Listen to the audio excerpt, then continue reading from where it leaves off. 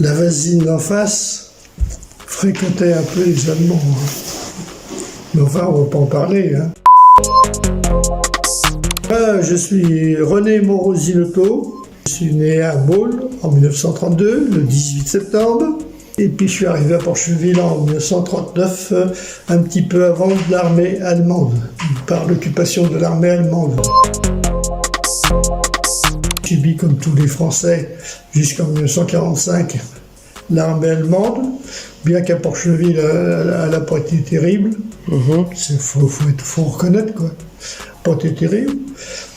Ils étaient plutôt sympas, mais enfin bon, c'était toujours des adversaires quoi. Oui, parce que dans le temps, on avait le boulevard des Parisiens, c'était une rue, une belle rue, et c'est sur le côté droite, côté Seine, c'était tous des Parisiens qui avaient acheté des terrains, puis ils avaient aussi des belles propriétés qu'ils avaient fait, qui existent encore. Je suis arrivé à Porcheville en 1939. Ok.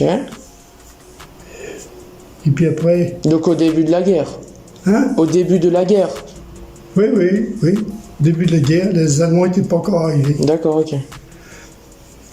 Ok. J'avais 8 ans.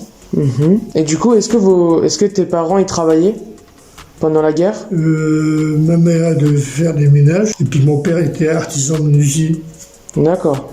Alors il faisait la menuiserie. Voilà. Il y avait la grande classe et la petite classe. D'accord. La grande classe, elle était vue du monument. La petite classe était à droite, et puis à gauche, c'était la grande classe, celle qui se préparait pour le certificat. D'accord. J'ai été dans la petite en arrivant, enfin j'étais dans la grande. J'ai passé le certificat que j'ai eu. J'en ai pas fait exprès, je crois que je l'ai eu. C'est tout, après j'ai pu être à l'école. D'accord, ok. Et du coup, pendant l'école, il y avait la guerre. Oui. Et comment ça se passait? Normalement, oui, non, on voyait pas ainsi dire jamais l'armée allemande. Presque jamais, d'accord. Non, ils venaient jamais voir l'école, tout ça. Ou s'ils venaient voir pour l'école, ils venaient par curiosité. L'alerte, mais c'était les avions. D'accord. Et qu'est-ce que tu faisais? Alors les avions qui bombardaient, bombardaient le pont de Mantes. Alors une chance ils n'ont pas eu. Ça en aurait été. Mais on a qu'est-ce qu'ils ont fait? Ils ont démoli. Parce qu'il n'y avait pas du tout des amis, c'était toute la campagne là. Qu'est-ce qu'ils bombardaient? Ils ont bombardé les Mureaux parce que c'était la base d'aviation. Et puis ils ont bombardé Mantes aussi, mais je sais pas, parce que puis j'avais 8 ans, je savais pas ce que c'était que l'usine de fabrication d'obus ou tout ça. Ça nous dépassait, ça quoi. D'accord. Et du coup, quand il y avait des alertes, tu étais à l'école des fois? On était à l'école, on allait à l'abri. D'accord. Et l'abri, c'était dans où dans l'école? Dans la cave. Dans la cave, d'accord. Ok. Oui, mais j'ai pas connu ça. T'as pas connu? C'était sûrement possible. Mais c'était possible? Oui, plutôt gênant, quoi. D'accord. Parce qu'il ne devait pas trop le faire, parce que c'est ça que... voilà, c'était mieux, t'as l'armée allemande qui est là pour occuper chez toi. Et puis, si tous les jeunes de chez toi font la fête, tout ça, eux, ils sont pas heureux. Eux, ils sont soldats, comme moi, quand j'étais soldat là-bas, on faisait pas la fête. Alors, ils ne autorisaient sûrement pas à faire des fêtes. D'accord, ok. Sûrement pas, moi je sais pas, parce que j'avais pas l'argent à aller faire la fête. Mais ils faisaient des trucs en douce, comme ça. D'accord. Oui, qui se retrouvaient tous ensemble. Et puis les Allemands s'emmerdaient pas parce que de toute manière, tous les jeunes, de partir de, je sais pas si c'est 18 ans ou 20 ans à cette époque-là, non, c'est majeur, c'était à 21 ans à l'époque. Et ben, ils envoyaient travailler les travailleurs de force en Allemagne. Ben oui, parce que les Allemands, tous ceux qui étaient là-bas, dans les usines, ils étaient dans l'armée. Il fallait bien remplacer les gars des usines. Alors, ben, ils prenaient tous les Français, hop. Alors, d'abord, ils essayent d'avoir des volontaires, puis après, ben, c'était réquisitionné, quoi. Ouais. Le boulevard des Parisiens. D'accord. Donc ça veut dire qu'ils avaient... Les Gores, il y a je ne sais pas si ça s'appelle toujours les Gores, une belle propriété presque au fond du boulevard, sur la droite, côté Seine, c'était la commandature. D'accord. La commandature, c'était le commandement, quoi. D'accord. Donc c'était ici où étaient situés les Allemands. Je ne sais pas si cette commandature-là commandait que Porcheville, puis le coin, ou plus grand, je ne sais pas. D'accord. C'est-à-dire, je ne m'en suis pas rendu compte. D'abord, ce qui a marqué, c'est la nourriture. D'accord, c'était comment la nourriture? Mais on avait déjà du mal à avoir des pommes de terre. Hein. D'accord, c'était rationné. Que des pommes de terre. Alors mon père, il faisait du jardinage, alors ça va. On mangeait souvent de la salade. Bon. Non, mais je veux dire par là... Puis mon père, comme il allait travailler chez les cultivateurs, il allait leur donner un coup de main pour refaire la moisson, pour ceci, pour cela. Alors les cultivateurs, ils vendaient, ou en échange, ils donnaient des produits. Oui, non, on n'a pas se plaindre des cultivateurs de Porcheville, nous. D'accord. Oui. Il y en avait beaucoup à l'époque, à Porcheville? Les cultivateurs? Ouais. Il y avait les petits, il y avait petit Ernest, petit Gustave, petit Félicien. Félicien, c'était le père de mon copain de mon âge. On n'était que deux à Porcheville, de mon âge. Louis. Bon, alors, ces trois-là. Et ils cultivaient quoi? Et puis à Seineville, il y en avait un. D'accord. Et ils cultivaient quoi à Porcheville, du coup, ces cultivateurs? Je sais pas. Tu sais plus? Des pommes de terre, pommes de terre, puis sûrement autre chose, mais je sais pas, moi, tu sais, quand t'es gamin, tu en as rien à foutre de tout ça. Bah oui. Et du coup, tu me disais qu'est-ce qui t'a le plus marqué pendant la guerre, c'était le rationnement de la nourriture. Rationnement de la nourriture. Oui, parce que moi j'étais pas mal mené par les Allemands, j'avais 8 ans, évidemment, ils viennent pas m'emmerder. Bah. Et du coup, par rapport au rationnement de la nourriture, oui. Ça se passait comment? T'avais un ticket? T'avais... Ah oui, il y avait plein de tickets. Alors on avait tant par jour pour le pain. De la viande, ça devait être toutes les semaines, je sais pas trop, même plus que ça. Et puis c'est tout. Quoi de dire, démerdez-vous les Français. D'accord. Oui, alors si, pendant la guerre, on était les macaronis. Oui, tu peux le marquer ça. À l'école, les enfants des immigrés, parce qu'il y avait beaucoup d'immigrés italiens en France. Et à Porcheville, pas mal. Alors on nous appelait les macaronis, tu peux le marquer ça. D'accord, ok. Oui. On les avait baptisés les macaronis, comme les Allemands, on les a baptisés les Boches. D'accord. Hein? D'accord. Non, si tu marques les macaronis, t'en fais pas, il y en a beaucoup qui, c'est des vieux de mon âge, qui vont le lire, ils vont dire oui, c'est vrai.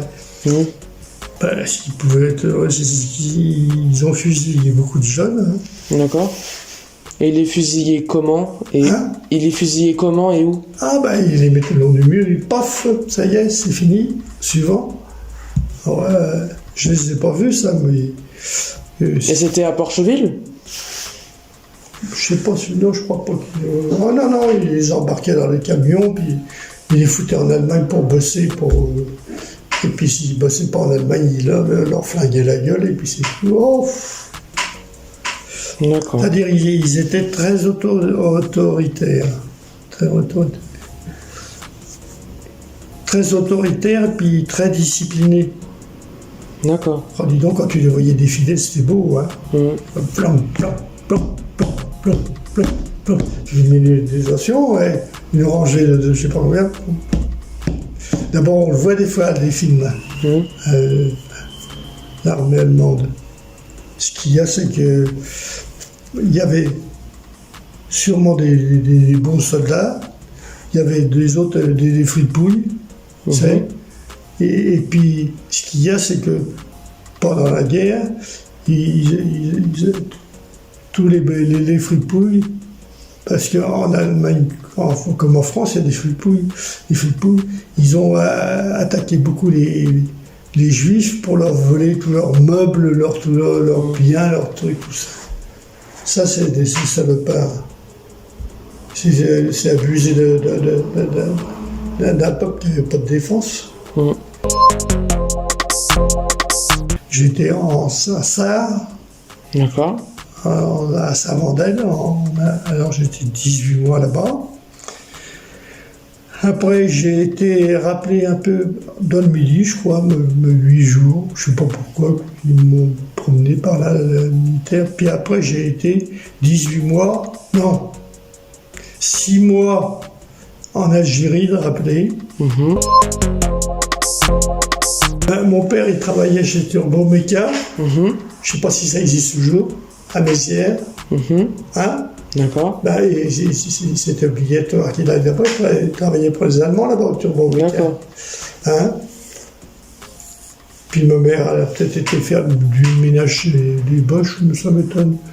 Non, les Allemands, ils préféraient les jeunes poulettes qui viennent faire le ménage de tout. Et du coup, quand ton père et ta mère, comme ils travaillaient, est-ce qu'ils ramenaient un salaire? Ah oui. Oui. Ah bah oui. Mais du coup, ça servait à payer la nourriture ou... Oui. Pas payer, et puis il fallait quand même... Parce que quand il est arrivé à Porcheville, la maison n'était pas construite. Hein. Ouais. Il a fallu construire la maison, tout ça. Du coup, tu me disais que ton père, il travaillait à Mézières, c'est ça? Oui. D'accord. Et il y allait comment? En vélo. En vélo? Ah oui. Puis il traversait la Seine. Même il y a eu un moment qu'il n'y avait plus de pont, plus de passerelle, plus rien. Mais plus de passerelle de piétons. Il a traversé en bateau.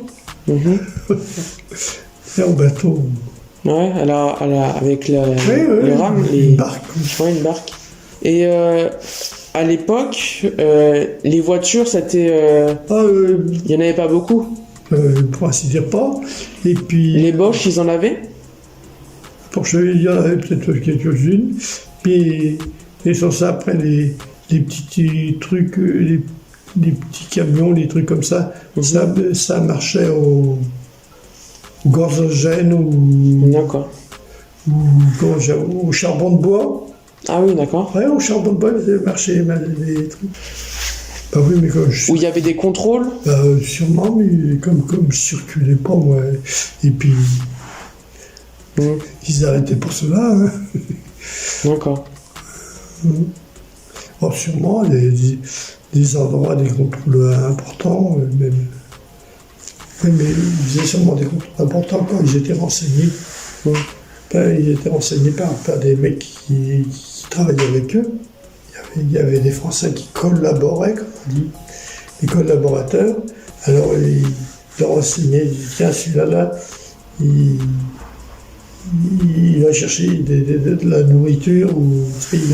Alors, il y a des Français, des Bourgeois qui allaient en Normandie chercher de la bouffe. Route de Mantes. D'accord. C'est la route de Mantes, ça s'appelait. Puis après, on a fait route de Mantes, puis elle faisait 7,50 m, à peine. La route d'elle-même, elle était plus. Puis je pensais pas pas beaucoup de trucs, hein, c'est pas du tout de tous ces camions qui passent là, sans cesse là. Il n'y avait pas toutes ces usines-là. Ah bah oui. J'étais gosse, et puis on élevait des lapins. Puis pour élever les lapins, il faut aller chercher de l'herbe pour les lapins. Alors on allait à l'herbe aux lapins. L'herbe aux lapins, biner les betteraves, biner toutes les plantations, ça s'entretient. Puis on avait rue des Myosotis. Oui, Myosotis, oui. Complètement au fond, à gauche, c'était un champ d'asperges. Alors, on faisait les asperges, ça payait, les asperges, ça payait les asperges. Alors, mes parents cultivaient les asperges, là, puis il y avait chez eux, comme, attention, chez eux, ils avaient, tout ça, c'est-à-dire ils avaient juste la route de l'autre côté, toute la largeur, tout ça, tu vois un peu, ils avaient tout ça. On s'en rend pas compte parce que, tu vois ce que je veux dire, c'est petit à petit, on s'en rend pas compte. D'accord. On s'en rend pas compte, hein. J'ai eu mon copain qui était fils du boucher, je crois, je ne me rappelle plus, qui a eu un accident grave sur la circulation. Ben oui, parce qu'ils roulaient comme des dingues, les gars, et puis ils n'avaient pas des véhicules capables de s'arrêter quand il faut, puis tout ça, enfin bon. Oui. Il y avait quoi? Un épicier. D'accord. Et du coup, c'était là où tu allais faire tes courses? L'épicier, il y avait le dépôt de pain, de l'épicerie, dépôt de pain, tout ça. Il se trouvait, en face, ce qui est le truc, ça s'appelle en face le bureau de tabac.